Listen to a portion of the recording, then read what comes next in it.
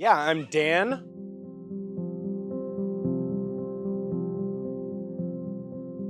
Before I came to Healthy You, a normal day for me looked like waking up, immediately doing my first shot of heroin, and pretty much spending the rest of the day looking, finding, robbing, stealing, anything I could do to get that next bag.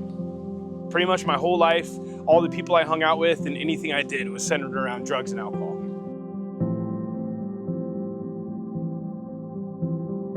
For me, the final straw was, I was in county jail, right?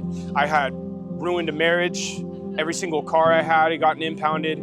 The house that I was living in Mission Beach was a pile of trash and just disgusting, pretty much condemned. And I got busted again, a whole bunch of new felonies, kicking heroin in county jail. And I realized, I could keep on doing the same thing that I've been doing, going to jail, getting out, and going right back to it, or I could do something different.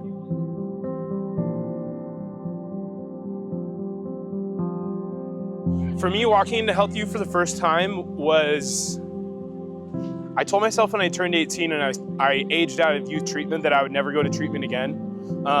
So it was a mixed bag, right? I was really hesitant to go back to treatment. I was really unsure if there was anything I was going to get out of treatment that was going to help me. But when I got there, I was greeted by a guy that was 2 years sober, was working in recovery, had a life, had a girlfriend, had a car, was giving back to a community that he used to be a part of. And so I felt like just like that little initial bit of hope, that there was someone that was like me, that was doing something different, and now was here to get me into that process.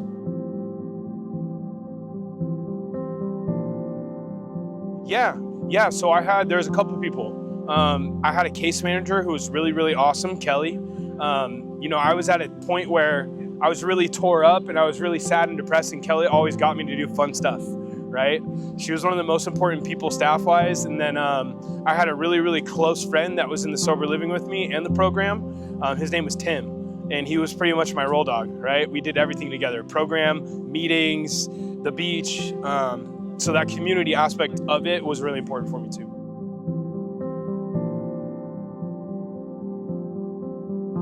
Oh man, it's a long list, right? 6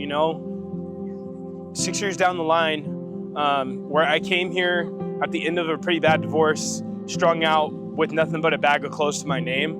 Now I am a successful member of society. I'm employed, I pay taxes, my car is registered and insured. I have great relationships in my life. I have a 4-year-old boy that I had with someone at a year sober. My life today, it looks like two separate lives, from the person that I was before 2020 and the person that I was since is like two different people.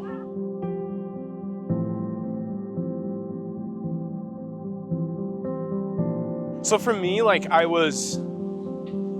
it was hard for me to deal with boredom, right?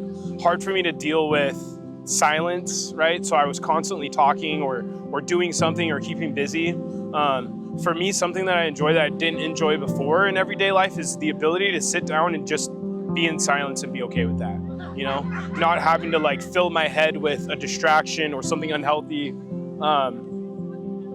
It's really made a difference for me. Yeah, immensely, right? Most of my family was not talking to me when I got sober, the majority of them. And my relationship with my mom was different than most. I was getting high with my mom before I got clean. So since getting clean and going through treatment at Healthy You, I have that relationship back with my grandparents, my aunts, my uncles, my cousins, people that hadn't talked to me in probably 8 or 9 years before I got sober. And my relationship with my mom is worlds different, right? There's still, she just recently got sober.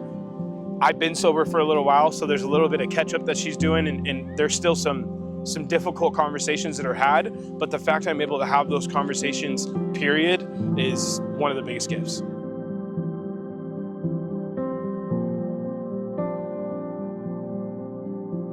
Man, as someone that's been in treatment a ton of times and had a ton of hesitation to go back.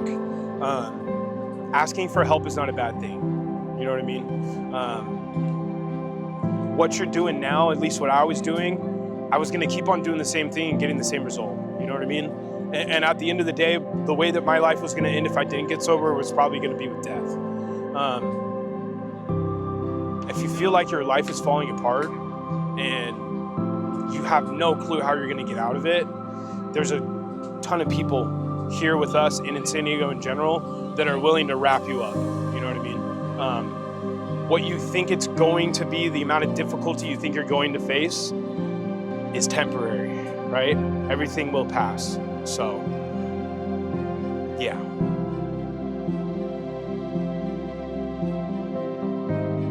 Yeah, I mean, at the end of the day, being an addict does not make you a bad person, right? Being someone that struggles with mental health does not make you crazy, right? These are things that we're going to have to deal with. We're going to have to address, right? The stigma, I don't know. I think for me, I'm better qualified to deal with life because I had intense struggles, right? And I think I'm better off because I was born or became an alcoholic, because I get to have that gratitude from what life used to be like and what it's like now. So stigma, whatever. If it's something you're dealing with, it's something you're dealing with. It doesn't make you a bad person or someone that's broken or harmed in any way. It just is what it is, right? And you can have a great life too. It's possible.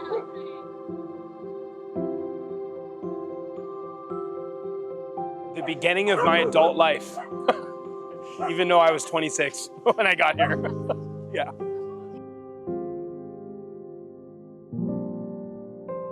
Recovery to me today means I get to be a father, I get to be a partner, I get to be a grandson, I get to be a son, I get to be a brother, and I get to be one that's there in all those ways in a supportive and productive way, right? Like I get to give rather than take. Yeah. Sick.